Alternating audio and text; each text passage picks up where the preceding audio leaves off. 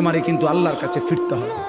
সুস্থ থাকো আর অসুস্থ হও, সুখে থাকো আর দুঃখে থাকো, আনন্দ থাকো আর বেদনায় থাকো, অসুস্থ থাকো আর সুস্থ থাকো, 3 বেলা ঠিক মতো খাও কিংবা না খাও, প্রতি মুহূর্তেই একথা মনে রেখো, তোমাকে কবরে যেতেই হবে, তোমাকে ফিরতেই হবে, ফিরতেই হবে। আমি আল্লাহর কাছে, ওয়া ইলাইহি তুহশারুন ওয়া ইলাইহি তুরজাউন ওয়া ইলাইহিল মাসির, ইলাইয়াল মাসির, ইলাল্লাহি মারজিউকুম জামিআ ওয়া আন্নাকুম ইলাইনা লা তুরজাউন। এই আয়াতগুলোর অর্থ এক, ফিরতে হবে, ফিরতে হবে, ফিরতে হবে। বান্দা আমার কাছে আসতে হবে, আসতে হবে। কোনোখানে তুমি লুকাইতেও পারবা না, আড়াল করতে পারবা না। পৃথিবীর সবচেয়ে গোপন ঘরে গিয়েও মৃত্যু থেকে তুমি বাঁচতে পারবা না। 7 তবক জমিনের নিচে গিয়েও বাঁচবে না। আটলান্টিক মহাসাগরের গভীর তলদেশে গিয়েও তুমি বাঁচতে পারবা না।